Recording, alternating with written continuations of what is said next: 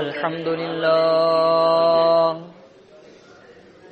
إن الحمد لله نحمده ونستعينه ونستغفره ونؤمن به ونتوكل عليه ونعوذ بالله من شرور أنفسنا ومن سيئات أعمالنا من يهده الله فلا مضل له ومن يضلله فلا هادي له وأشهد أن لا إله إلا الله وحده لا شريك له وأشهد أن محمدا عبده ورسوله اللهم صل على محمد وعلى آل محمد كما صليت على إبراهيم وعلى آل إبراهيم إنك حميد مجيد اللهم بارك على محمد وعلى آل محمد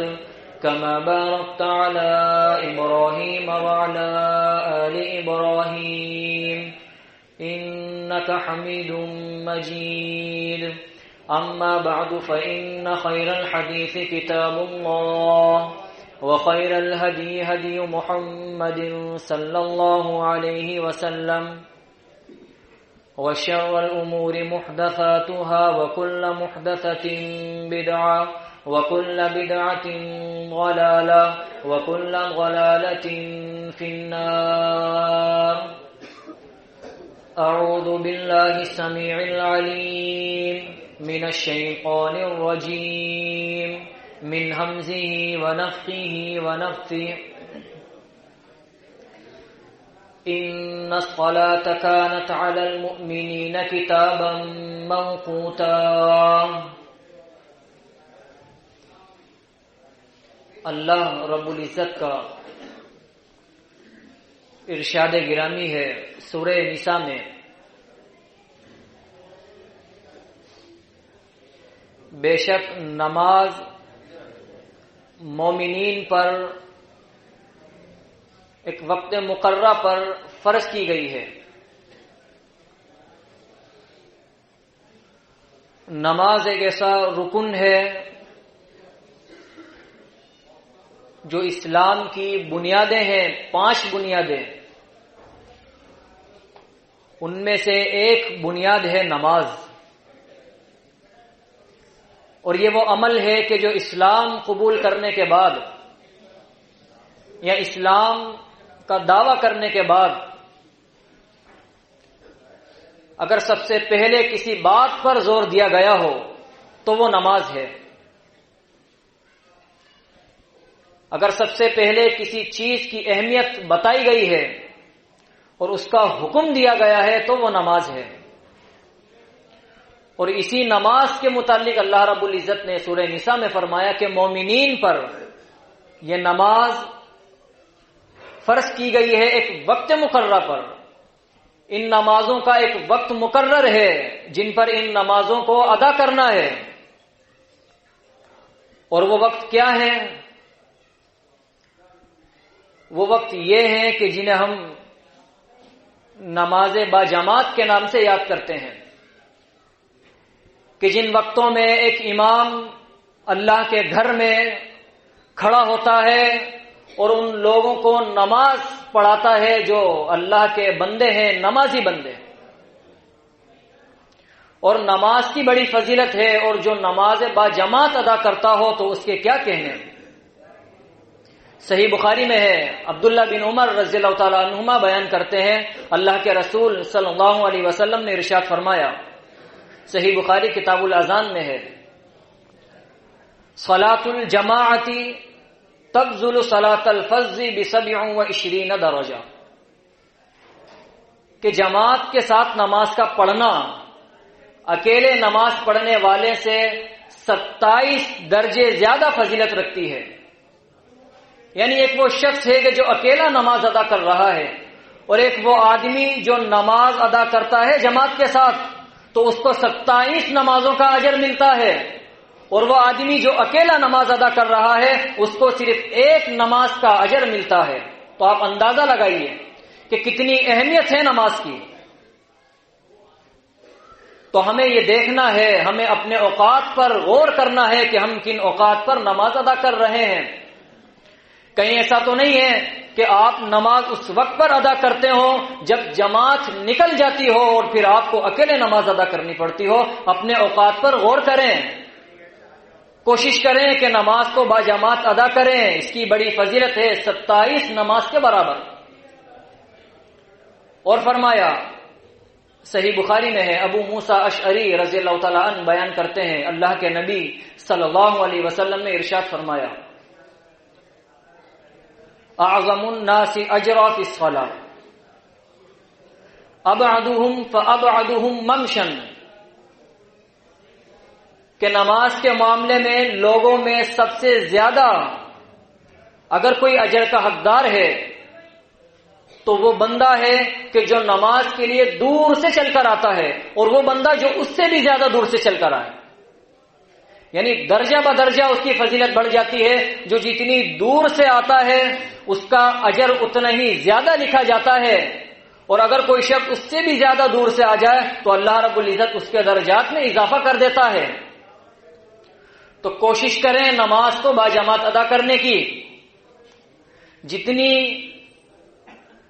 نمازیں ہم ادا کرتے رہیں گے جماعت کے ساتھ اتنے درجات ہمارے بلند ہوتے رہیں گے۔ لیکن آج آپ دیکھ لیں، لوگوں کے پاس وقت نہیں ہے نماز ادا کرنے کا، اور وہ گھر میں ہی نماز ادا کر لیتے ہیں، اگرچہ مسجد موجود ہے تو کیا ان کو 27 نمازوں کا اجر ملے گا؟ کیا وہ نیکی کہ جس کے درجات اللہ نے بلند کر دیے ہیں کیا وہ اس کو پہنچ سکتے ہیں؟ نہیں پہنچ سکتے، کیونکہ نماز کو وہ اس طریقے پر ادا نہیں کرتے جس طریقے پر نماز کو ادا کرنا ہے اور جس طریقے پر فضیلت حاصل ہے۔ اور پھر پریشانی بیان کرتے ہیں کہ ہم پریشان ہیں، ہمارے پاس وقت نہیں ہے، ہمارے پاس نماز پر وقت پر پہنچ جانے کے لیے ٹائم نہیں ملتا۔ یہ کیا ہے؟ یہ ساری بات دل کی ہوتی ہے۔ اگر آپ دل سے کوشش کریں گے تو یقین جانے اللہ رب العزت آپ کے معاملات چٹکیوں میں حل کر دے گا، کیونکہ اس کا وعدہ ہے۔ سورہ بقرہ میں اللہ رب العزت نے فرمایا، یا ایھا الذین آمنوا استعینوا بالصبر والصلاۃ، اے ایمان والو نماز اور صبر کے ذریعے اللہ سے مدد طلب کرو۔ نماز اور صبر کے ذریعے اگر آپ کسی معاملات میں پھنس گئے ہیں یا کسی قسم کا نقصان ہے یا کسی قسم کی پریشانی ہے تو فوراً کھڑے ہو جائیں اللہ کے آگے اور معافی کریں۔ اللہ معاف کرنے والا ہے، وہ آپ کی پریشانیوں کو دور کر دے گا۔ شرط یہ ہے کہ آپ کو نماز ادا کرنی پڑے گی اللہ کے لیے، اور پھر جب تک مدد آئے اس پریشانی پر صبر کرنا ہے۔ یہ ہے اصول۔ آپ کو نماز بچاتی ہے پریشانیوں سے۔ وہ آدمی جو دور سے چل کر آتا ہے اس کی بڑی فضیلت ہے، جو جتنا دور سے چل کر آئے گا اس کے لیے اتنا ہی اجر لکھ دیا جاتا ہے۔ ابو داؤد میں ہے حسن سند کے ساتھ، اللہ کے رسول صلی اللہ علیہ وسلم نے ارشاد فرمایا،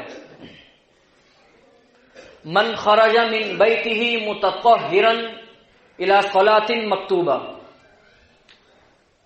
کہ جو آدمی اپنے گھر سے نکلتا ہے باوضو ہو کر فرض نماز کی جانب، یعنی وہ اپنے گھر سے چلا ہے وضو کر کے نماز ادا کر لے جماعت کے ساتھ مسجد میں آ کر، کأجرہ فأجرہ کأجر الحاج المحرم، تو اس کا اجر ایسا ہے کہ جیسے اجر اس شخص کا جو حج میں ہے اور احرام باندھے ہوئے ہے۔ یعنی آپ غور کریں، ہم کیا کہتے ہیں کہ ہماری استطاعت نہیں ہے حج کرنے کی، اگر ہوتی تو ہم ضرور حج کرتے۔ تو یہ نماز جماعت کے ساتھ ادا کرنا آپ کو حج کا ثواب دلوا رہی ہے کہ جماعت کے ساتھ نماز ادا کرنے والا ایسا ہے کہ جیسے وہ شخص جو حاجی ہو اور احرام باندھے ہوئے ہے، اس کے مقابلے میں اس کو اجر ملتا ہے۔ تو جو جتنی دور سے چل کر آتا ہے اس کے قدم پر، ہر ایک قدم پر اس کے درجات بلند ہوتے ہیں، ہر ایک قدم پر اس کے لیے نیکی کو لکھ دیا جاتا ہے، اور اس کو وہ اجر ملتا ہے کہ جس کے بارے میں اس نے کبھی سوچا بھی نہیں ہے۔ تو کوشش کریں نماز کو قائم کرنے کی۔ نماز کی بڑی اہمیت ہے۔ یہ نماز ہے جو آپ کو شرک و کفر سے بچا دیتی ہے۔ یہ نماز ہے جو آپ کو تمام منکر اور فحشا کاموں سے بچا دیتی ہے۔ اگر نماز کی پابندی اختیار ہے تو یقیناً آپ ان چیزوں سے دور رہیں گے، اور اگر آپ نماز کی پابندی اختیار نہیں کرتے تو پھر یہ دعویٰ بیکار ہو جاتا ہے کہ ہم نے شرک و کفر کو چھوڑ دیا ہے، ہم بے حیائی نہیں کرتے، ہم منکر اور فحشا سے دور ہیں۔ اس بات کی دلیل بنتی ہے نماز۔ اگر آپ نماز کے پابند ہیں تو آپ کا وہ دعویٰ جو آپ نے مسلم ہونے کا کیا ہے، وہ نماز اس دعوے کو سچ کر دکھا دیتی ہے۔ اور اگر آپ نماز کی پابندی اختیار نہیں کرتے تو یہ دعویٰ محض دعویٰ رہ جاتا ہے، لیکن حقیقت میں نہیں بدلتا۔ اگر آپ اس کو حقیقت میں بدلنا چاہتے ہیں اور اپنی جو زندگی ہے اس کو بدحالی سے بدل کر خوشحالی میں لانا چاہتے ہیں تو نماز کو اختیار کرنا پڑے گا۔ آپ غور کریں، قرآن مجید میں کئی مقامات پر اللہ رب العزت نے اس بات کا حکم دیا ہے وَأَقِيمُوا الصَّلَاةَ، کہ نماز کو قائم کرو۔ یعنی نماز کوئی ایک ایسا عمل ہے کہ جس کو صرف پڑھنا نہیں ہے بلکہ ایک قائم کرنا ہے، اس کو قائم کرنا ہے نماز کو۔ کیوں؟ کیونکہ نماز ہمیں اجتماعیت کا درس دیتی ہے۔ جس طرح ہمیں اجتماعیت قائم کرنی ہے بالکل اسی طرح نماز کو قائم کرنا ہے۔ جب ہم کھڑے ہوتے ہیں صف میں تو قدم سے قدم اور کندھے سے کندھا ملا کر کھڑے ہوتے ہیں۔ اپنے بھائیوں سے ہمارے دل مل رہے ہوتے ہیں۔ یعنی یہ اس بات کا ثبوت ہے کہ ہم اپنی زندگی ایسے گزاریں کہ ہم اپنے بھائیوں کے ساتھ خندہ پیشانی سے پیش آئیں، کہ ہم کندھے سے کندھا ملا کر کھڑے ہوں۔ جب ہم صف بنا کر کھڑے ہوتے ہیں وہ صف ایسی ہوتی ہے کہ جیسا سیسا پلائی ہوئی دیوار ہے۔ تو ہمیں نماز اس بات کا درس دے رہی ہے کہ ہم اپنی زندگی میں ایسے متحد ہو کر کھڑے رہیں ان فتنوں کے خلاف کہ جیسے صف ہو اور وہ سیسا پلائی ہوئی دیوار ہے، کہ فتنے تمہیں کراس نہ کر سکیں، فتنے تمہیں کسی قسم کا نقصان نہ پہنچا سکیں، اور تم ڈٹ کر کھڑے رہو۔ نماز ہمیں درس دیتی ہے نظم و ضبط کا، کہ جب ہم ایک امام کے پیچھے اس کے حرکات و سکنات پر عمل کرتے ہیں، ہماری جرأت نہیں ہوتی کہ ہم اس سے پہلے کسی عمل کو کر گزریں۔ یہ نظم و ضبط ہے۔ نماز ہمیں نظم و ضبط سکھاتی ہے۔ اپنی زندگی میں نظم و ضبط کو لے کر آنا چاہتے ہیں تو نماز کی پابندی اختیار کریں۔ اور فرمایا اللہ کے رسول صلی اللہ علیہ وسلم نے، صحیح مسلم کتاب المساجد میں ہے، ابو ہریرہ رضی اللہ تعالیٰ عنہ اس کے راوی ہیں، یعنی وہ لوگ جو چل کر آتے ہیں ان کی فضیلت آپ سن رہے ہیں، جو جماعت سے نماز ادا کرتے ہیں۔ من غدا الی المسجد او راح، جو آدمی صبح یا شام کی جانب شام کو چلتا ہے اللہ کی مسجد کی طرف، جعل اللہ فی الجنۃ نزلا، تو اللہ رب العزت اس بندے کی جنت میں مہمان نوازی کرے گا۔ مہمان نوازی، اور کون کر رہا ہے؟ اللہ رب العزت۔ ہمارے ہاں مہمان آتے ہیں، 3 دن کی مہمان نوازی، 3 دن کے بعد مہمان نہیں کہلاتا، لیکن وہاں جنت میں دخول عارضی نہیں ہے، وہ ہمیشہ رہنے والا ہے۔ اور جنت کی وہ ابدی نعمتیں جو اللہ رب العزت نے ہر ایمان والے کے لیے تیار کی ہیں وہ اس کو ملنے والی ہیں۔ جنت میں دخول عارضی نہیں ہوگا، اس میں بندہ ہمیشہ رہے گا، اور وہاں پر اس کو نہ موت آئے گی اور نہ اس کے کپڑے پرانے ہوں گے، اور نہ وہ کبھی بیمار ہوگا اور نہ کبھی بوڑھا ہوگا۔ لیکن یہ کیسے ہوگا؟ یہ اس وقت ہوگا جب ہم نماز کی پابندی کریں گے، جب ہم نماز کے لیے اپنے گھروں سے نکلیں گے۔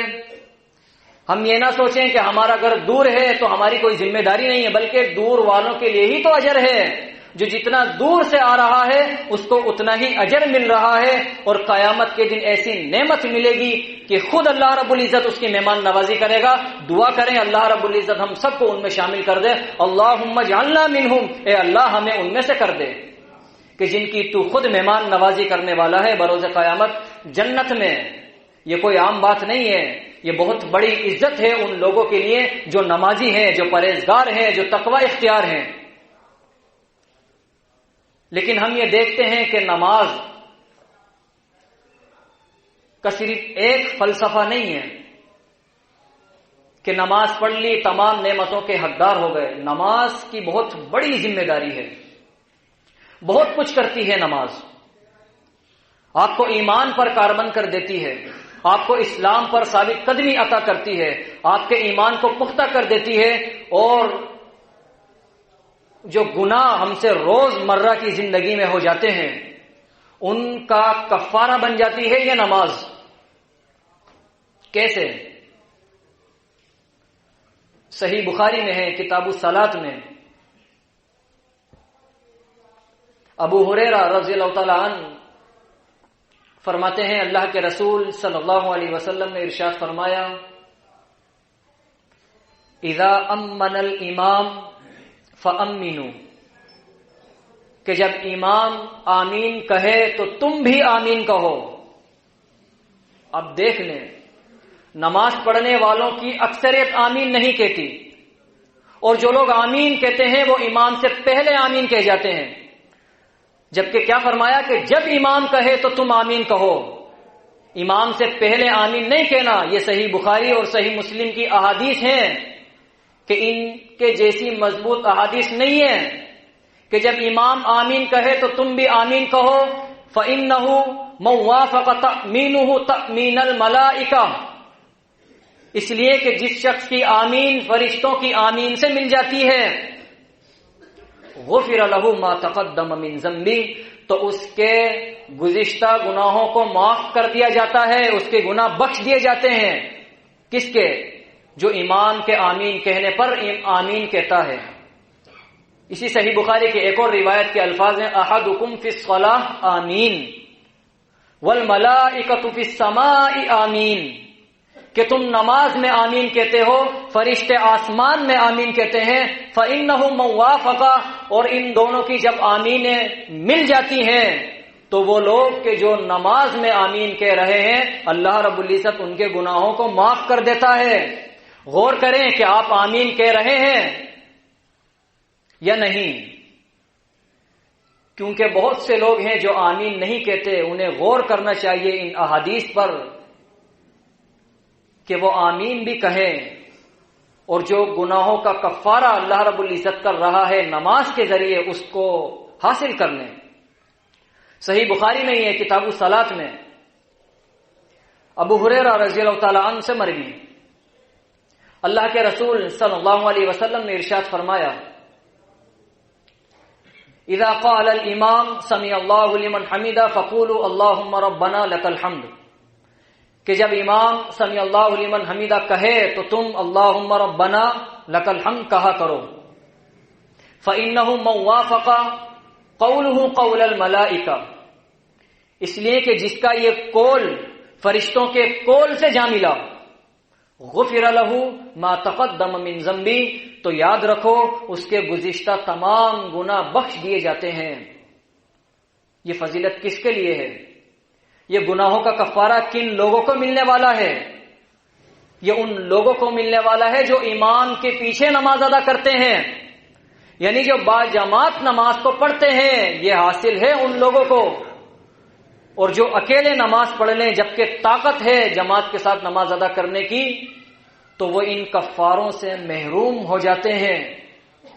تو کوشش کریں کہ آپ اپنی نمازوں کو وقت پر پابندی کے ساتھ جماعت میں ادا کریں، کیونکہ اگر نماز کا ادا کرنا صحیح طریقے میں شامل ہے تو آپ کی نماز آپ کو فائدہ پہنچا دے گی، لیکن اگر آپ کی نماز صحیح طریقے پر نہ ہوئی تو پھر وہ نماز نہیں ہے، وہ آپ کی روٹین میں شامل ہے جو آپ کو ان درجات پر نہیں پہنچا سکتی جن درجاتوں کا اللہ رب العزت نے ہر ایک نمازی سے وعدہ کیا ہے۔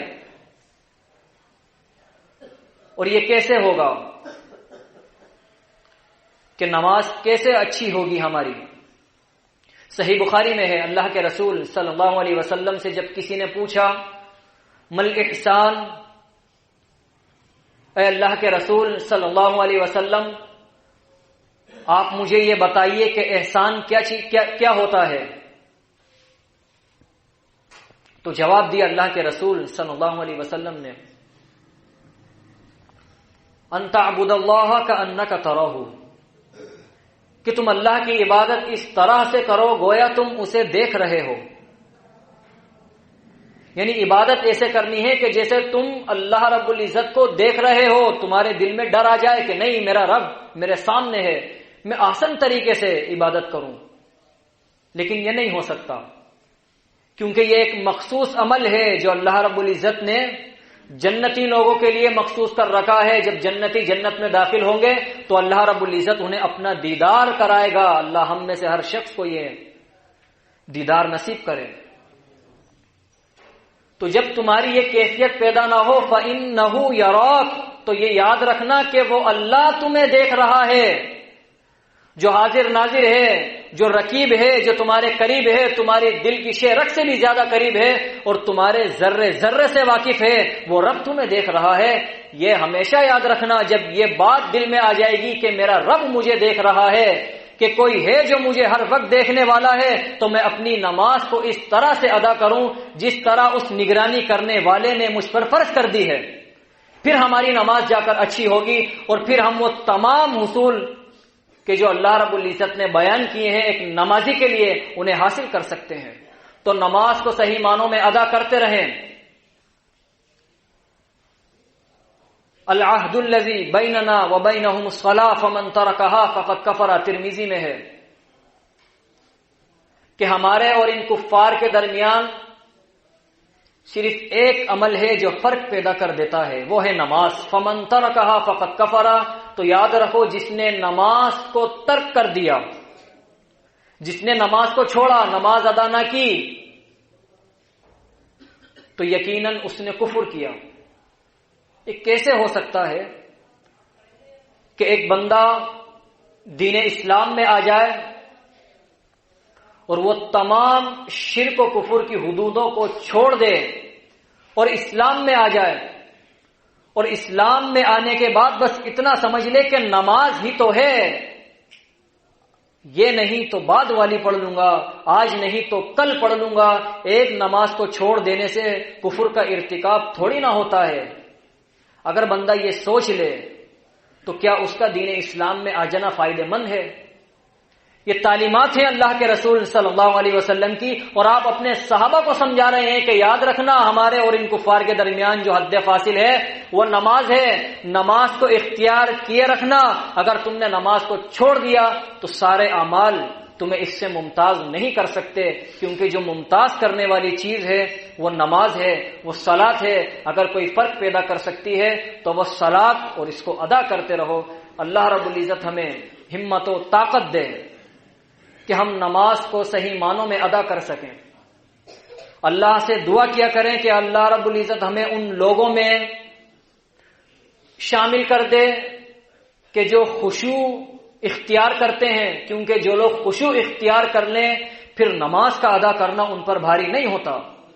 تو دعا کرتے رہیں اللہ رب العزت سے کہ وہ ہمیں نماز کا پابند بنا دے۔ اقول قولی ھذا استغفر اللہ لی ولکم۔